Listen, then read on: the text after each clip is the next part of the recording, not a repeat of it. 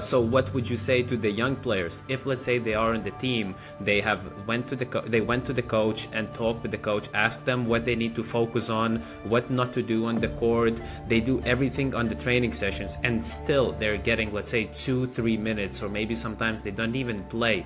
Should they either go and look for another team, or should they put their head down and still do the same as the coach is asking them and expect to play? Spend 2-3 seconds thinking about, oh, I missed that, and okay, the other team is playing and they score a basket because you were thinking not smart enough to do all these things. Okay, you're gonna struggle and you're not gonna get your minutes, because at the end the coach needs to win. Place, like, it depends. You have to know everything, and the best would be if you would know at least one position above and one position below, but you should know every single person, what they are doing in each play. And if you're not doing the work, you're not learning the plays, you don't know, and you are expecting to play.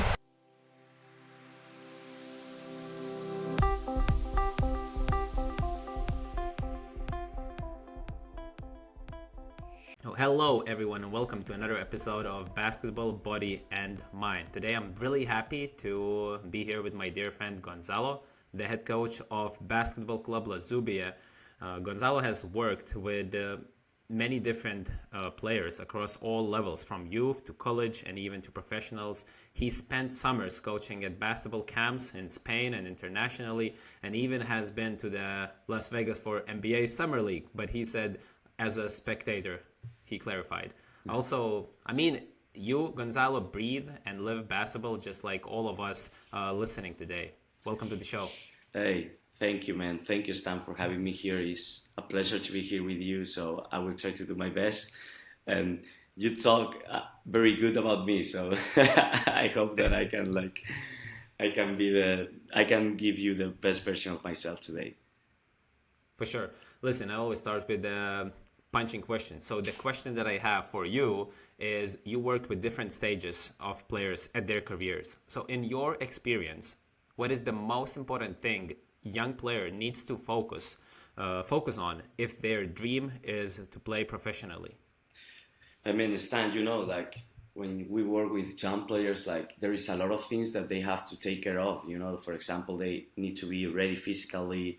But for me, the main thing is the mentality. I mean, we have been working with some players at the same time even. And for me, the difference between the guys who can make it and the guys who cannot make it is the mentality that they have. Because at the end, when you go into a professional environment, okay, what's happened with a lot of guys? They used to be the best guys on his team, on their teams, So at the end, they used to have the basketball in his hands the whole time. And now they have to change all the way that they have been like working or they have been playing when they go into the pros, because with the pros it's not the same. And they need also to understand how to work as a pro player, because some of them, I mean, it's very easy to say, okay, I want to be a professional player, but are you gonna do whatever that all the things that you have to do to be a professional player, to become a professional player? And we have been working with a lot of guys like that, and you need to suffer, it's like the process that you need to go into it. And for me, it's the key thing, like, okay, I want to be a professional basketball player. Okay, so I have to work as hard as I can. I'm gonna have to sacrifice something. For example, party, maybe you cannot party maybe all the times that you want to. You have to sacrifice, go out with your friends or go shopping, because you need to be focused on it and work. And maybe you can have like 2 or 3 practices per day, because it's not about working with the team, it's about working in yourself and working in your body.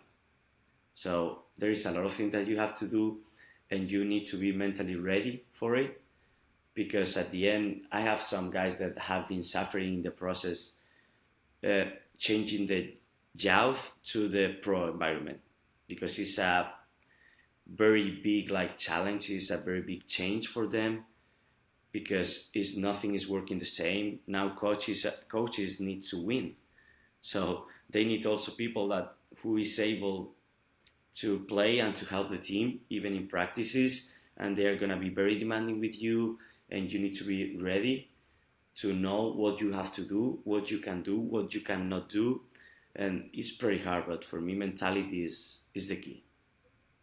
Mentality. Okay, so if we could get a little bit more specific, for example, maybe you have a story or something that you would think about the kid that was struggling, and then mentality changed, or maybe something has clicked, or maybe the person who had mentality from the beginning and he or she was going through the stages and improved, or maybe the mentality thing that you helped a person with.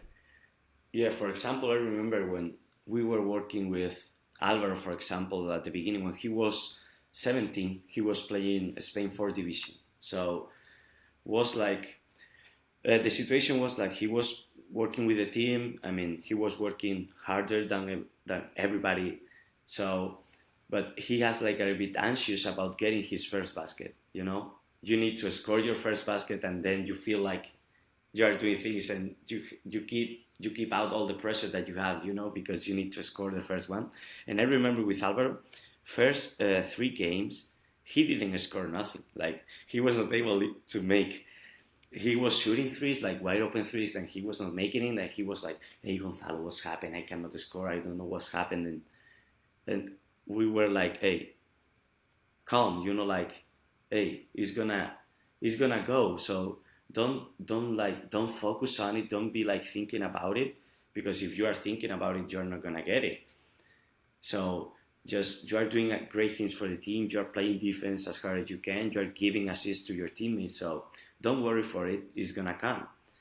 So he was like, "Okay, I will try to be, I mean, like more like calm about it. I'm not gonna think about it." So I remember like after 1 or 2 games, he started like scoring. Like he was like crazy. I remember his first basket was a wide open three, and the next one he made a crossover, he pivot back, boom, and he was like shooting a fadeaway, like 2 fadeaway, and he scored it. Like he was like on fire.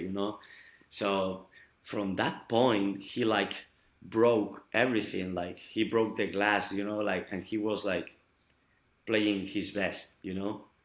And he started playing like 7, 8 minutes per game, these 4, 5 first games, and then like right after that he started playing 10, 12, 15, and he finished the season playing 23 per game or 25 per game in a solid competition for young guys. Like as I told you, he was playing against B team of Unicaja Malaga, so he was playing against great teams, and he did great. And it's just about, okay, we need to talk with the young guys and give them the words and the space that they need to get into the team, like to connect everything, his body, his mind, and his basketball skills, to go into the direction that they can play with freedom and feel free to do the things that they know how to do it. But it's about knowing each other, like you need to be very close to your players if you want the best thing of them.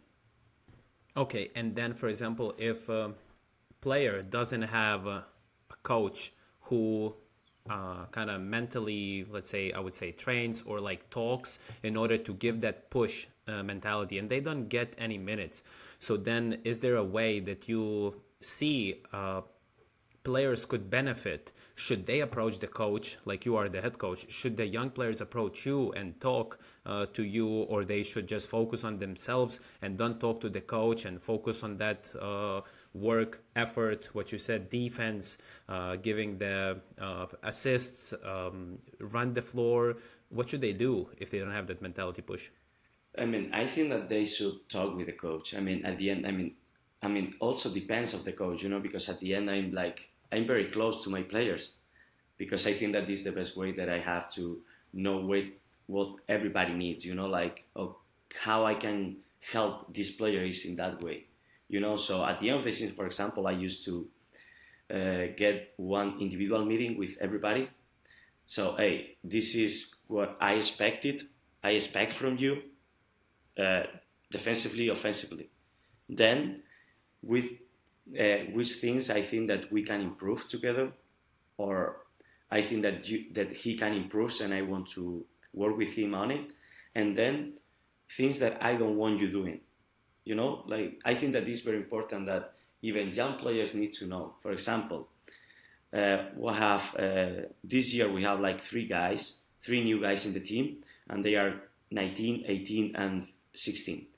So I was in the individual meeting with the 16-year is a kid. I mean, still being a kid, even with 18, they are kids. So I was with him and I told him, hey, I need you, for example, defense maximum effort. I need you like getting the basketball and getting the responsibility to make the other plays because you are a point guard. So you need to create for others. Pick and roll situation, for example, transition, try to push the transition and create like wide open threes for somebody or maybe your layups. Then what we have to work on? Okay, we need to work in per pick and roll, like try to read better the pick and roll, how to play with less dribbles because now you are in the men's team and you need to play with less dribble than you have been doing in your under 16 team or under 18 team. And now, what I don't want from you, I don't want you like not helping your teammates, not cheering your teammates, not working hard because you need to deserve every single minute you have. So you need to be the guy who is working as hard as, the most hardworking kid that we need here. You need to be. So I used to do this thing with everybody, and I think that is something that helped the players to know what they need to do to be on the court, what they don't need to do or they don't have to do, and then what I think that they can improve and how we are going to work with them. So for young players, So this would be that you talk with them and then they have to execute on the court in the training sessions, and only then you will see whether they will get the minutes because they're young players or they will not get the minutes. Based on the training sessions, you decide that? Yeah. Or you're talking about the games that they have to execute only in the games, what you are asking them? It's something that we ask for them like in practices. All the practices. Okay. Because so can it be that he does everything in the practice and still the next game he doesn't have the minutes? They should. Can it be? They should be working that way. But at the end, I'm working in a club that we think that the young players need to develop, and the only way that you can develop players is playing. So there is no player that is going to improve if he is not playing games. There is no way, in my opinion. It's my mentality. So at the end, if you need to have a space to create a space for the young guys. For example, right now in ACB, Mario Sansuperi, he is one of the best players on his age. He's 18, and he has been like playing. Last season, he was playing in left goal, second division, but nobody was giving him the opportunity to play in ACB because he was 17 and coaches need to win. So one of the coaches that have been with us, like working in some clinics, Diego Campo, took him to left goal, and he did a great second part of the season last season. And now he's in ACB playing with the same coach in an ACB team. Okay, so what is happening right now? Mario is playing in ACB between 10-15 minutes per game, and maybe his PIR or his, I don't know even how you want to call it, like PIR is -3, for example. So he's maybe not doing great or at the level that he's supposed to do, but he is still on the court. Why? Because the only way that Diego has to make him improve and make him ready to help the team as much as he can is playing. Because now, for example, you can imagine, now Mario is not playing, for example, and now the point guard suffers an injury. Okay, he's injured. So now you need Mario playing, but Mario hasn't been playing. So how now he's gonna play and he's gonna do whatever you want if he is not playing. So it's pretty Yes, hard, this you is know. this is yes, this is smart to Yeah. think ahead. So, what would you say to the young players if, let's say, they are in the team, they went to the coach and talked with the coach, asked them what they need to focus on, what not to do on the court. They do everything on the training sessions, and still they're getting, let's say, 2 3 minutes, or maybe sometimes they don't even play. Should they either go and look for another team, or should they put their head down and still do the same as the coach is asking them and expect to play? I think that they should be at the beginning. They should be waiting a little bit because sometimes it's not you're not gonna get the the minutes like by the way, you know, like in 1 week or 2 weeks. So maybe you have to wait a little bit until everything is like because at the beginning the team is like trying to put everybody in his position, you know, like they are like trying to connect all the pieces, you know. So some pieces maybe are not gonna work and you have your space and you going, you know. So in my opinion they should wait a little bit, but always talking to the coach, knowing what they need to do and pushing themselves a little bit. And after that, if you are still not playing, you cannot stay there for a long time. You need to have some Okay. space where you can play. For example, we have some guys that are working with the ACB team here, and they are working with us at the same time. They are practicing with the ACB team, Covidan Granada, and they are practicing and playing for us in La Subia. So it's the way that they have to get some like practices with ACB team and try to get to reach the level, but they are playing with us, so they have his space to grow, and I think that is a Okay, key thing for them.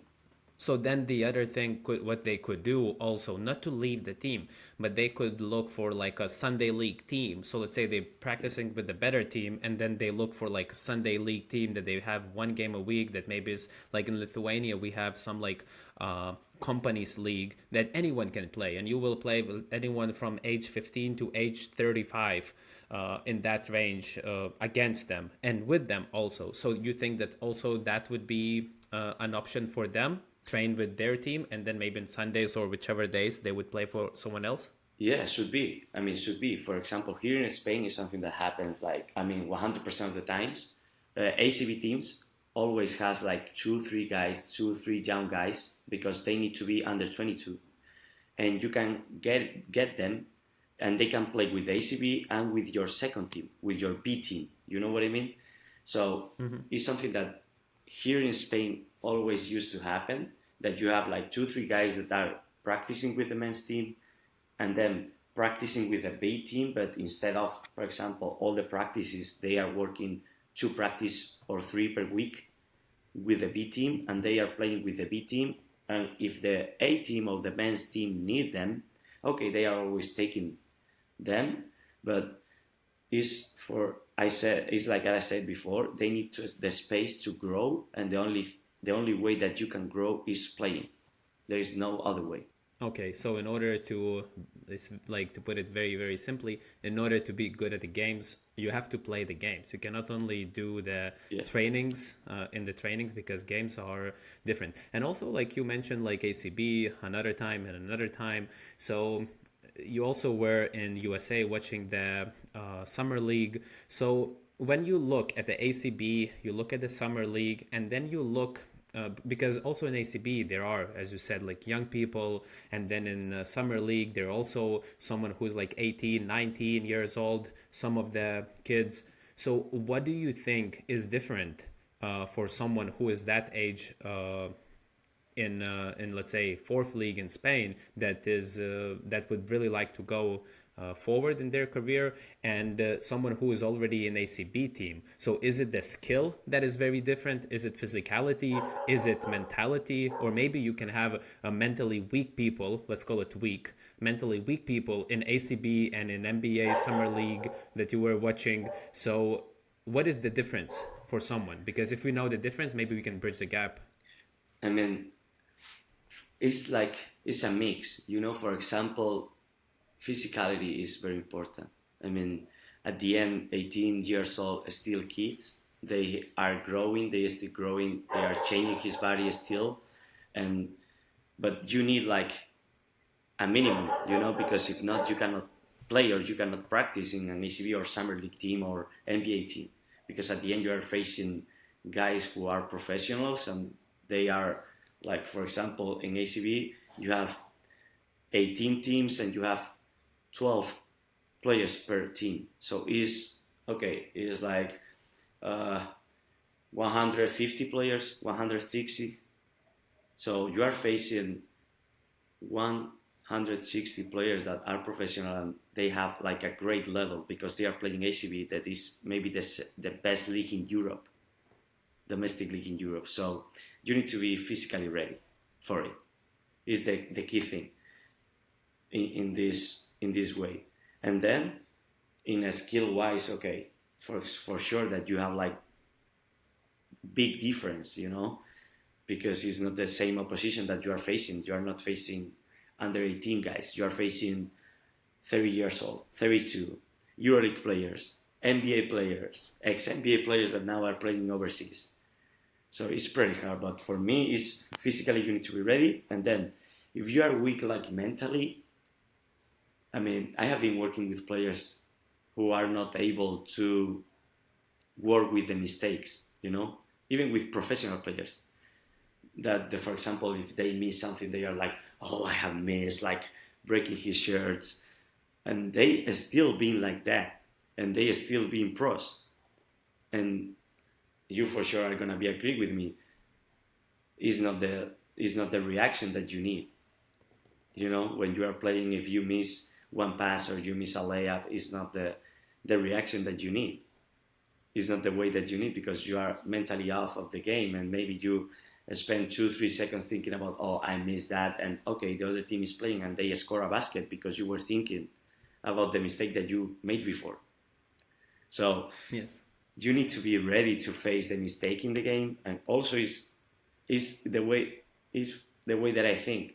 Okay, if you need to have mistakes, you need to play games to make mistakes, to learn from them, and we need to realize as a coaches and even as basketball players that we need to live with the mistakes.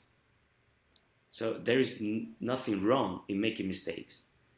The wrong thing is if you don't learn from them, But there is no reason to, okay, I made a mistake, okay, it's bad. No, just learn from it, and that's it. Be calm, and next time it's not gonna happen the same to you.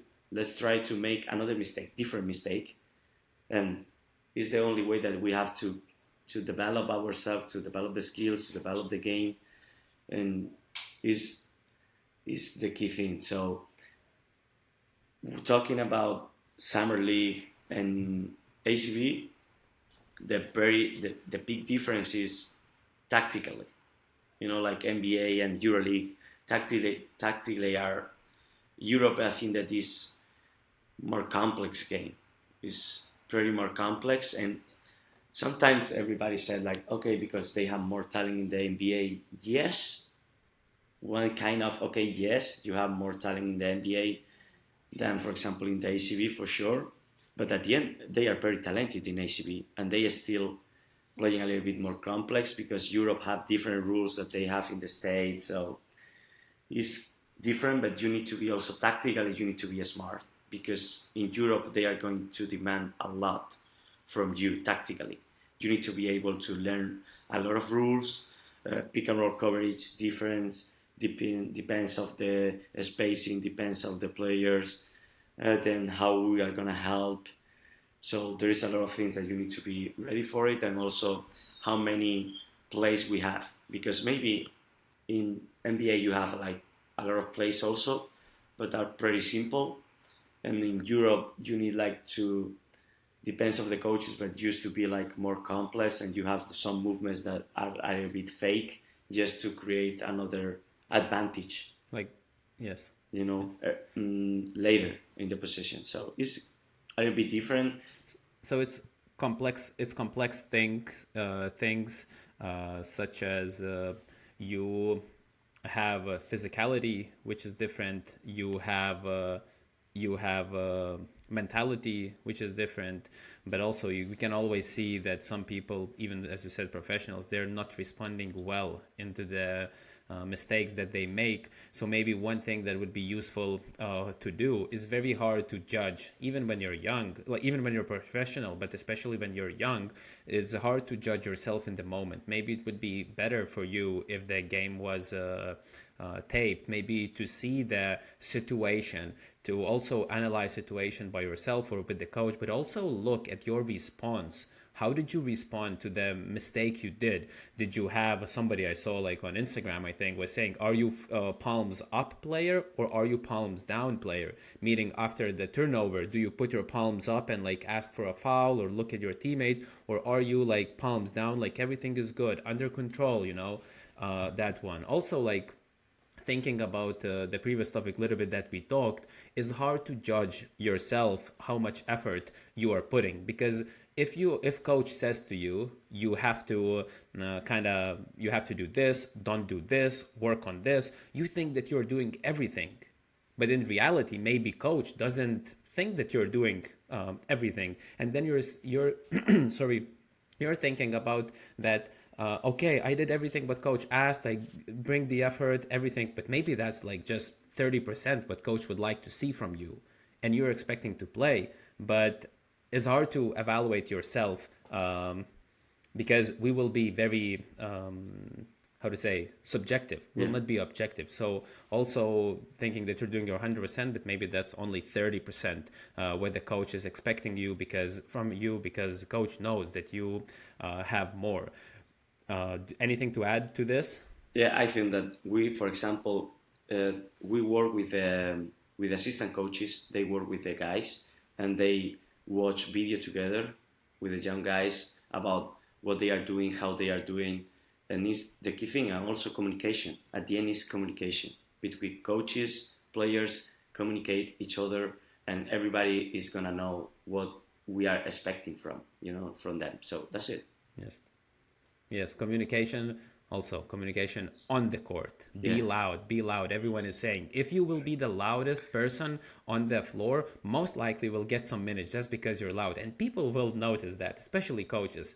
And and then when you don't communicate, people will also notice that. So you better keep that level up. But now I would like to move a little bit to different ages of a group.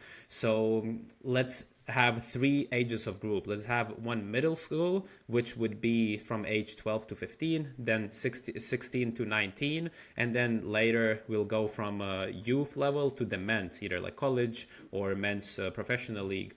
But what would you advise? Would you advise for 12-year-old player who is like playing basketball, but at year 12, would you expect them, or would you like them to specialize only in basketball, or you would think they would benefit doing other sports? Because in Lithuania we have that's at year 12, or maybe at younger years, they practice every single day, and then they have on weekends maybe a game and then one day off. So is it a smart thing for you? Just your personal opinion? I mean, it's not my personal opinion, it's science. Like if you read some research, the latest one is like, okay, until between 12 and 14, they should like be working in different sports, like playing different sports. Because I remember when I was a kid, I was playing on the street, like I was like playing soccer on the street, playing basketball, or even just playing like tag games, like, okay. But nowadays, I don't know how is the situation, but in Spain, for example, kids now are not on the street as much as I was, in the past. So in a coordinative way, like they are not as good as they were. Now they, even sometimes when I'm coaching under 12 this year, this season also I'm coaching under 12 in our club. Some of them, they don't even know how to run. And looks simple, right? But they don't even know how to do it. And for example, they are just working, or they are just playing a sport. They are just playing basketball with me 1 hour and a half, 3 times per week. It's enough? No, it's not. Is not. They need more, but not more basketball. They need more play with his friends. Like I was playing with bottles, football with soccer with bottles in the past when I was 12. That was the way that I. Not drinking. No, just like plastic, like plastic ones, and we were playing Yes. with that.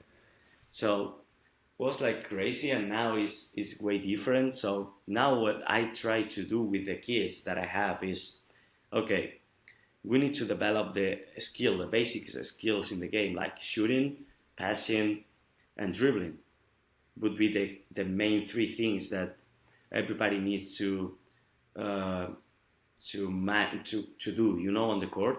So Can you repeat one more time those things is dribbling, for everyone to? Yes. shooting, and passing are like the three basic skills in basketball. At the end, is the way that you can move with the basketball, dribbling, how you can pass the basketball, and how you can shoot and you can score. Is finishing, is spot up shooting, whatever.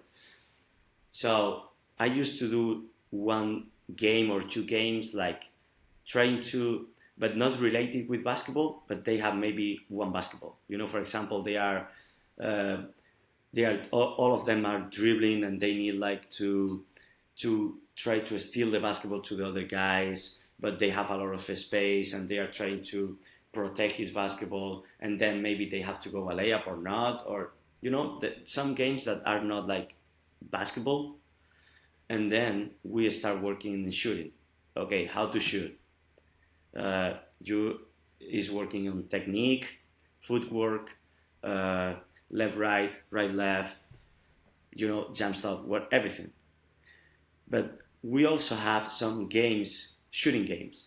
But because at the end, you need to, when you are shooting in a game, somebody is maybe closing out, or maybe not, or maybe somebody's in your left side or in your right side.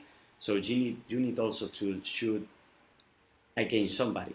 It's not just shooting like, okay, nobody is looking at me and shooting, because at the end there are a lot of things that affects your shooting.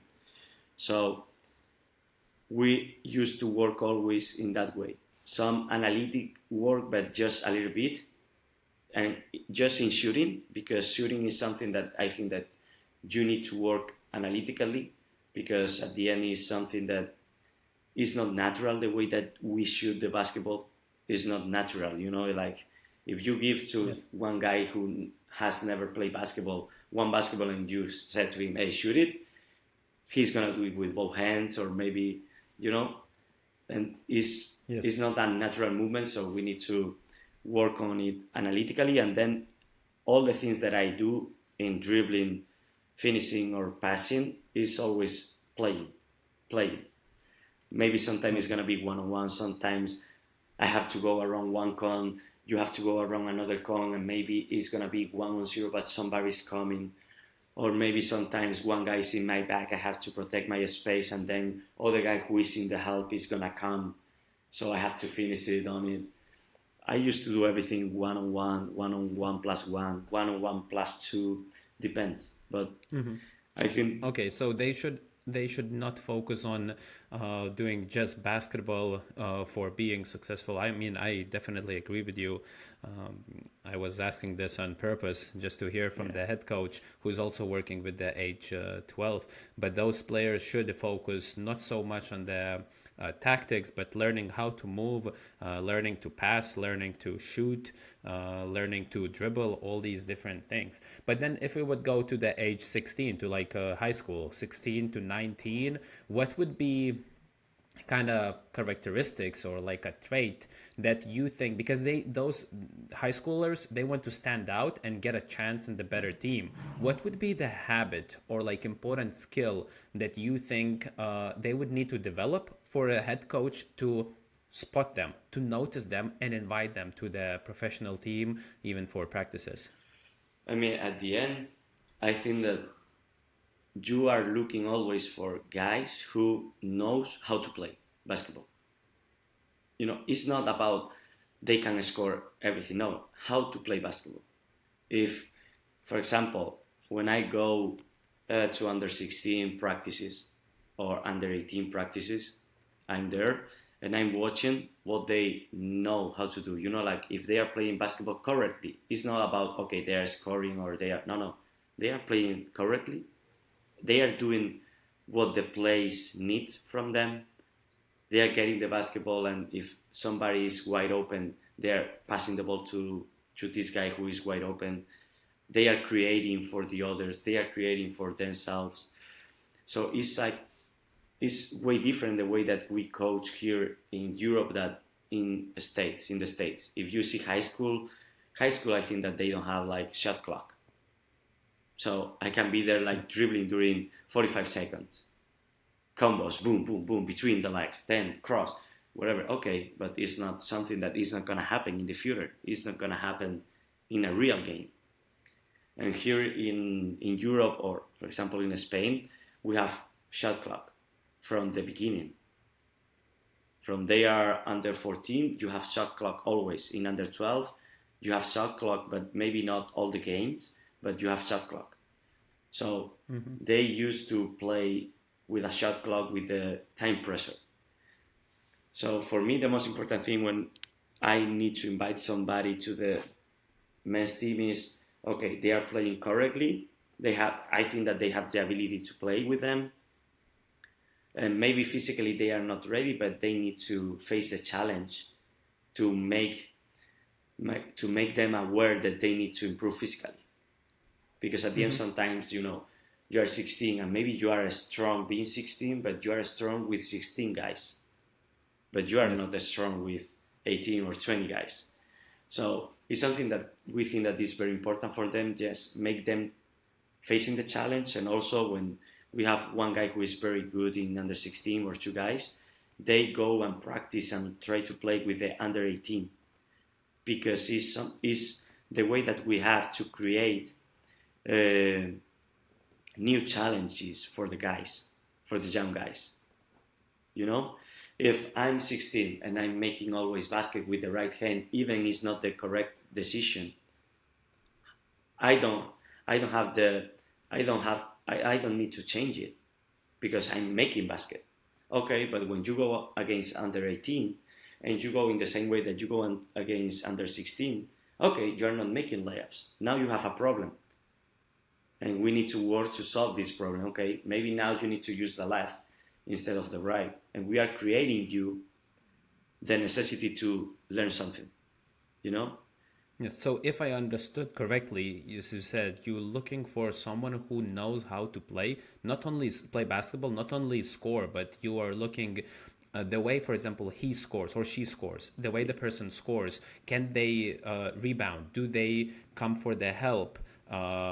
Do they make the right decisions, whether to pass or maybe to drive the basket, drive under the basket and then kick the ball? So you're looking into different kind of actions, not only in the one.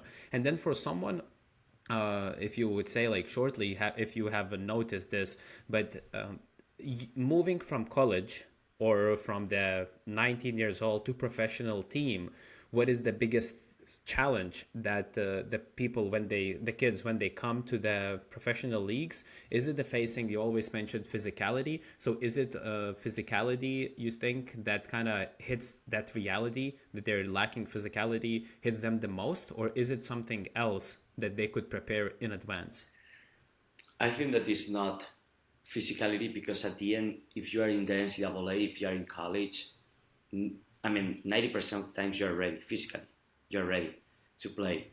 But the problem comes when you have to adapt to a new environment and to a different way to play basketball. At the end, college, for example, you know that Alvaro is my guy, and I have been watching like NCAA last 3 years, and it's a very different game from Europe. You know, if you compare with Europe, it's very different game. So I remember also with Albert one story. I will let you know later. But okay, you go into NCAA. You are playing NCAA. Okay, you have 30-second shot clock. It's something that is not going to happen in Europe, for example, or even in the NBA. Then all the power in the NCAA, the coaches have all the power. You know, like they are getting paid more than the players, but then it's gonna change. In NBA, it's gonna be the opposite.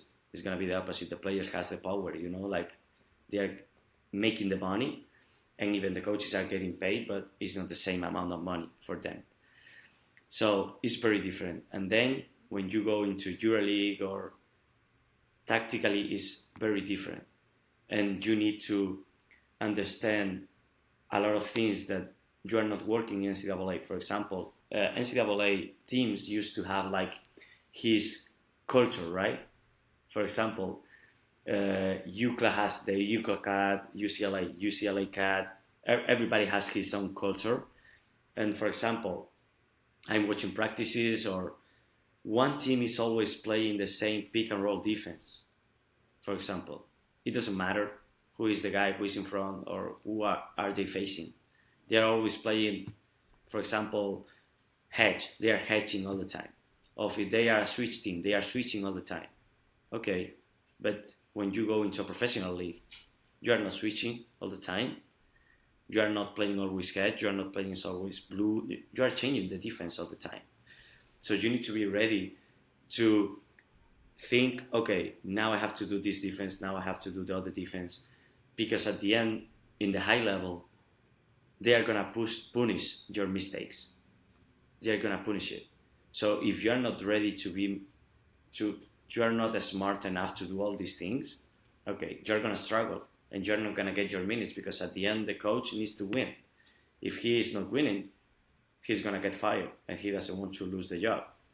So it's pretty hard for them. For example, with Alvaro, the story that I told you, he is playing NCAA and he went to the national team under 22 last summer. At the beginning, it was hard for him, and was not about the skill or about he was not good enough. No, was he told us, hey, it's a very different way to play basketball. So even he is Spanish, he is a Spanish point guard, and he has been playing in Europe and in Spain. After 3 years playing college, he needs to adapt again to the Europe game. So it's the reason that I think, okay, if for Alvaro it's hard, okay, for guys who has been always playing, for example, in the States, has to be even harder.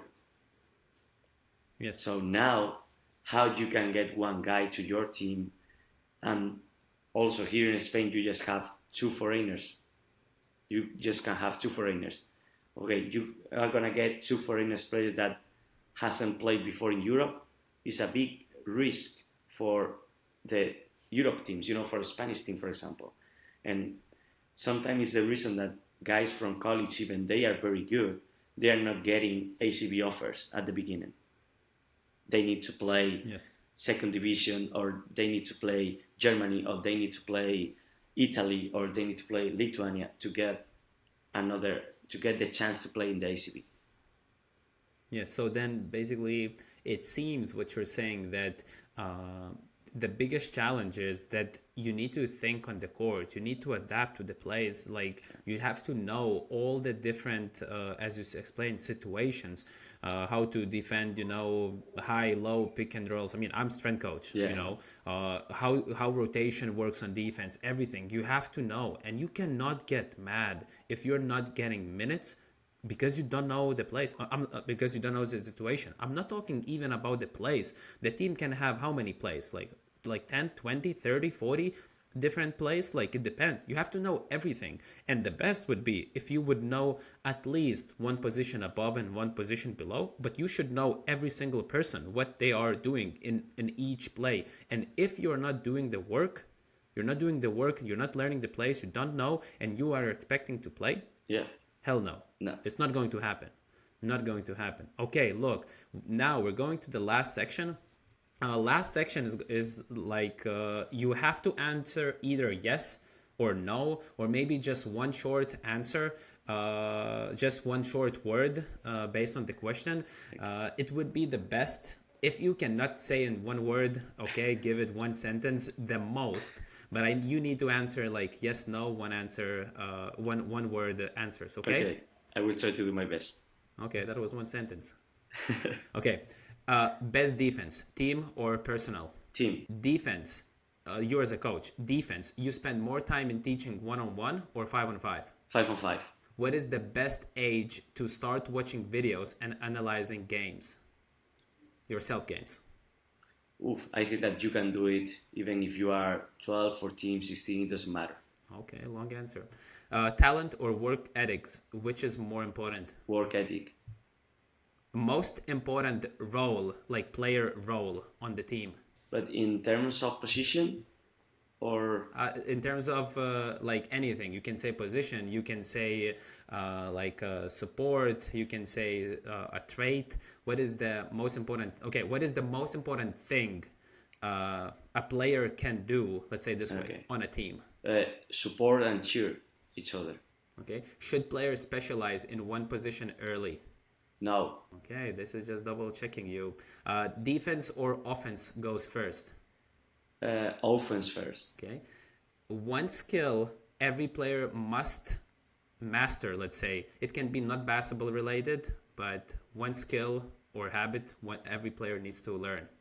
Self-control. Okay. Good. You passed. You passed the exam. Yes. Passed the exam. Yes, I got it. Okay, so to wrap up, let me know if I made any mistakes, but to wrap up everything from today's conversation, it seems that number one is mentality. That every single, regardless of the age, you have to work on your mentality, how you respond to the challenges. You have to be ready to be mentally pushed, maybe to negative talk from the coach, which is not kind of directly against you, nothing personal. It's just based on the work maybe that you did, but mentality is number one. Number two, it seems that everyone would like to be playing at the highest level, but not everyone is putting the necessary work, especially in, I'm talking from the youth going to the higher level, especially learning the plays, knowing the reading the situation, all of these aspects. And what do you think would be number three as a takeaway, in your opinion? I mean, I have to be honest with the second thing that we have been talking about right now. I have to say that it's not always in players, like in players' part. Sometimes coaches, we are not coaching in the way that we should to the guys to make them understand the game. Okay, so I don't want to put like 100% of the pressure in the guys in this side. And then the third one would be maybe physicality. I mean, it's the third thing Yes. that is very important at the end. Okay, so physicality, being ready, let's say strong, also maybe a little bit of more muscle mass in order to sustain the bigger speeds, the harder screens, harder bumps on the court at the highest level. Yeah, because at the end you need Gonzalo. to play physically. Yes, you need to Play be physical and make turnovers out of frustration, not because of not frustration, but because of the effort, physical effort you put, and not because of the frustration. Yeah. Okay, Gonzalo, thank you very much for joining us today. Thank you, Stan, man. It was a pleasure to be here with you. I had a lot of fun too And with you. thank you. We stay in touch. Yeah, we keep in touch.